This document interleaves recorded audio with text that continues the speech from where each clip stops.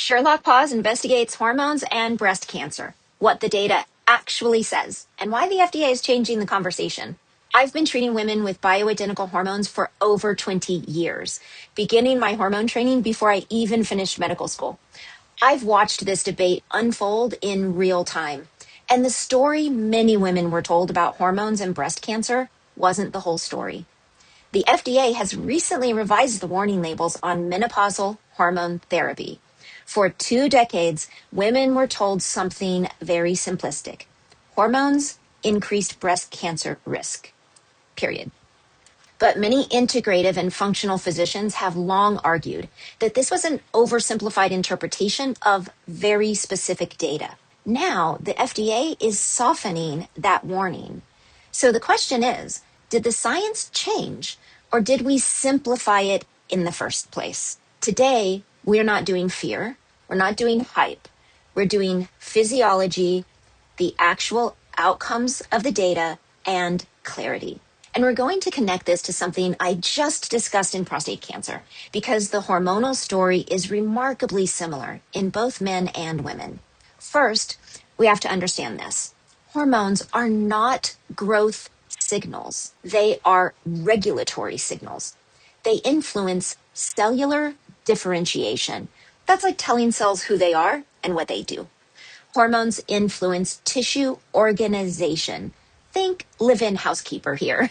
Hormones influence communication between the cells. We all know good communication is important. Hormones influence apoptosis, or normal cell death, like replacing a single shingle in your roof. Hormones help to repair the cells, like having a live-in handyman, or handywoman if you prefer. And hormones influence metabolic coordination of cellular activities. Don't we all really need a secretary to manage our daily activities and keep us on track? Yes, hormones can influence cell growth, proliferation in medical terms, but in healthy tissues, their primary role is regulation and orchestration. When hormones are balanced, tissues behave predictably. When hormones are absent, excessive or dysregulated, signaling can become unstable. That does not mean hormones cure or cause cancer. It means removing regulatory signals is not biologically neutral. It's disorganizing and results in the cell's anxiety, if you will, that causes them to misbehave. We learned that in testosterone and prostate cancer, and we're learning it in hormones and breast cancer as well. Much of the modern fear about hormone therapy and breast cancer comes from the Women's Health Initiative, or WHI. It was published in 2002. WHI enrolled over 27,000 postmenopausal women to evaluate the effects of specific hormone formulations on heart disease, stroke, blood clots, and breast cancer. And this is critical. The WHI study did not study hormones in general. It studied 2 specific pharmaceutical medications. One is conjugated equine estrogen, abbreviated CEE. This is derived from pregnant mare's urine. That was the first medication. The second medication was CEE plus medroxyprogesterone acetate, abbreviated MPA. This is a synthetic progestin. CEE is not human estrogen, and MPA is not human progesterone. They are non-bioidentical pharmaceutical medications. The women that were taking the CEE plus MPA, so the synthetic estrogen-like, progesterone-like compounds, had increased breast cancer incidence. That became the headline. But there's another part of the story. The women who had hysterectomies were given only the synthetic CEE form of estrogen. And here's the interesting part. They did not show increased risk of breast cancer, and actually had lower incidence of breast cancer on long-term follow-up. And this benefit was present even though this was not a bioidentical hormone, which I will admit, did confuse a lot of us integrative docs as we watched this unfold. So from the beginning, the data was more nuanced than the narrative. Not because all hormones are appropriate for all people at all times, but because science rarely supports absolute statements. The WHI studied a specific synthetic combination. And from that study, they concluded that all hormones are dangerous because of it. But that would be like saying one battery malfunction proves all electric cars explode. Well, that's not how science works. And that's not precision medicine. That's overgeneralization. We are long past the point where we can treat synthetic and bioidentical hormones as interchangeable. They're not. The science is clear. Bioidentical estradiol is molecularly identical to human estradiol. Micronized or bioidentical progesterone is identical to human progesterone. Medroxyprogesterone acetate is structurally different and interacts differently at the receptor level. Receptors are like parking spots for your cells. It's how the hormones have their actions. And the actions that are triggered by MPA are different than those triggered by bioidentical progesterone. That does not prove bioidentical hormones prevent cancer, but it does prove that they are not interchangeable molecules. Precision does matter. Route also matters. The route means oral by mouth, through your skin, that's transdermal, through an injection, or through inserts. Estrogen and testosterone taken by mouth undergo what we call first pass liver metabolism. That means they go to the liver first, and this creates problems. For one, the liver detoxifies half of it, so you only get half of what you take. More importantly, though, taking estrogen or testosterone orally increases the risk of blood clots and inflammation of all types. And inflammation is the smoking gun of modern disease. Therefore, estrogen and testosterone should never be given orally. This is one exception to the rule of never using never. Estrogen can be given in creams that are applied to the skin or vaginally. Testosterone can be given in creams or injections. Both can be delivered via subdermal implants, but this approach is risky on several levels and really deserves a discussion with a doctor who utilizes multiple delivery methods and not just that one. Progesterone, DHEA, and thyroid, all hormones as well, on the other hand, can all be taken safely by mouth and are actually preferred by this route. Progesterone, for example, is often taken orally because this better supports sleep, moods, and memory. But before we debate risk, we really need to ask, why do hormones matter at all? So let's talk about what the research supports without controversy. First of all, estrogen supports healthy bone density, decreasing the risk of fractures or broken bones. It improves cholesterol and blood sugar management. It improves vascular elasticity and heart health. It improves brain health. Vaginal and bladder health improves as well. Progesterone supports sleep, moods, memory, and healthy weight. Testosterone supports healthy muscles, metabolic regulation or blood sugar, decreased risk of diabetes. It supports healthy libido and energy levels and healthy weight. DHEA influences immune modulation, inflammatory factors, and body composition or fat to muscle ratio. And those are just the things that are not controversial. If we talked about the potential impacts of hormones, I could be going on for the next 15 minutes, but I'm not going to do that to you. I just want you to understand that the impact of hormones in the human body is not cosmetic. These are regulatory functions. When we remove hormones completely, whether through menopause or medical suppression, that removal is not neutral. That's why this conversation matters. Let's talk about unopposed estrogen.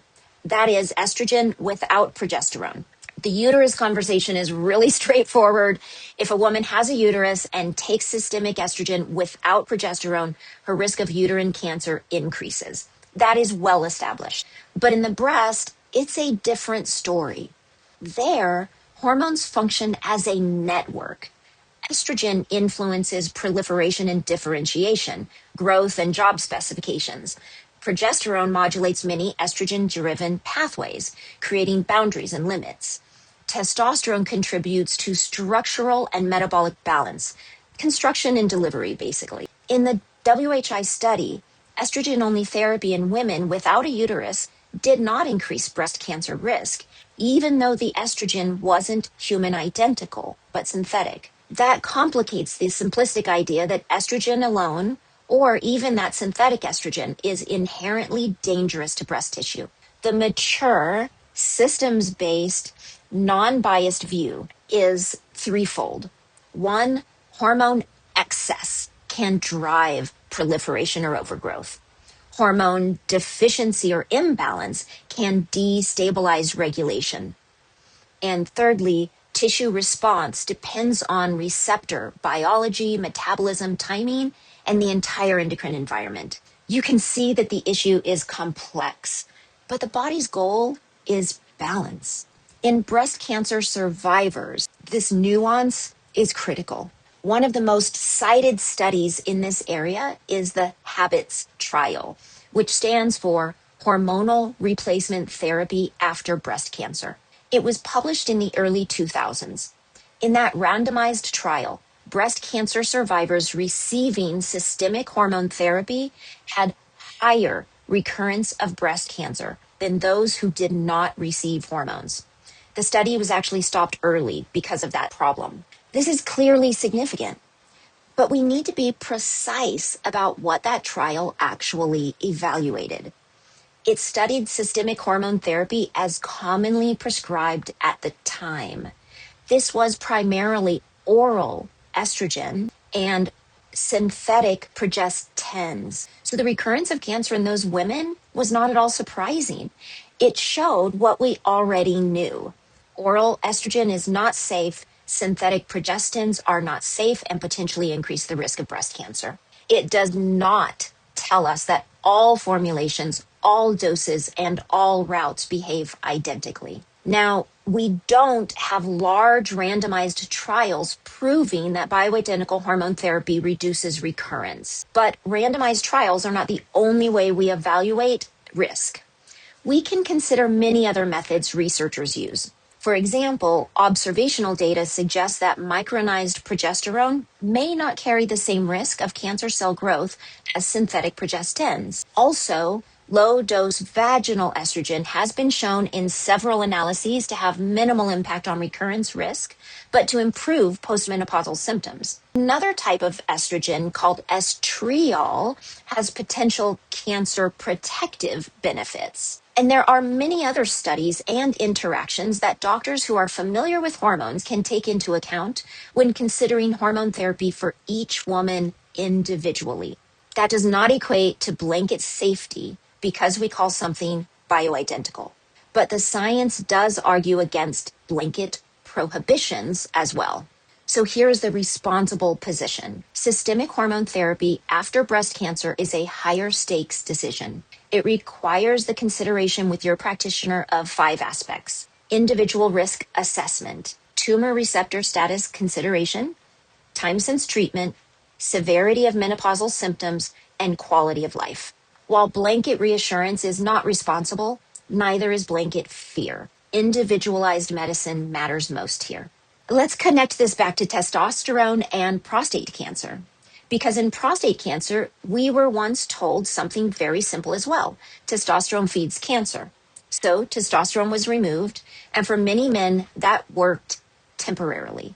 But over time, we learned something critical. When you deprive prostate tumors of circulating androgens, many will adapt. And that adaptation leads to some increase in androgen receptor sensitivity, some amplification of androgen receptor expression, and even producing androgens locally within the tumor environment. And that's not speculation. That's why drugs like abiraterone exist, to block androgen production within the deprived tumor cell. In other words, hormone deprivation created selective pressure to allow the cancer to evolve and become stronger. Now let's consider breast cancer. We were told something equally simple. Estrogen feeds cancer. So we block, we suppress, we remove estrogen. And again, For many women, that worked. But over time, especially in ER positive disease, we also see adaptation. Some tumors develop ESR1 mutations that allow the estrogen receptor to activate even without circulating estrogen. Some cancer cells shift how they metabolize or regenerate estrogen locally within the tissue. Other cells activate alternative growth signaling pathways. Different tissue, different receptors, different biology, but the underlying principle is similar. When you remove a regulatory signal, the body adapts and evolves because that's what our bodies are designed to do. All of that does not mean hormone therapy is universally safe, but it does mean the story is more complex than hormones feed cancer, remove them and you're safe. Endocrine biology is dynamic, and dynamic systems resist oversimplification. So what does this mean for you? And what can you actually do with all of this information? First of all, don't panic. If you are on hormone therapy, this conversation does not automatically mean you should stop. If you're not on hormone therapy, this does not automatically mean that you should start. Here's what it does mean. It means details matter. If you're on hormone replacement therapy, talk to your doctor about the specific molecule you're taking. Is it bioidentical or is it synthetic? The route, are you taking oral testosterone or estrogen? Are you taking progesterone or progestins? Is your dosing reflective of physiologic balance for your body?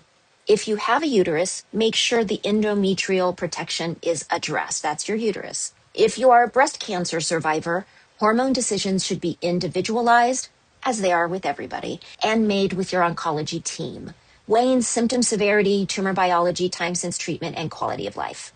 If you're struggling with menopausal symptoms and hormones aren't appropriate for you, there are non-hormonal options: lifestyle optimization, sleep support, supplements like Amberin, or other symptom-targeted formulas. The important part is that you have options, and the right answer is not one size fits all.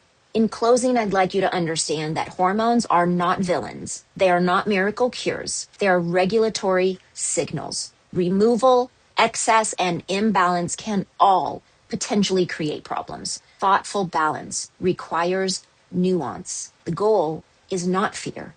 The goal is informed decision making. Have the conversation. Ask better questions. Demand precision for your health. I'm Dr. D, and I'm here to help you recover your health, reinvigorate your life, and regenerate your wholeness.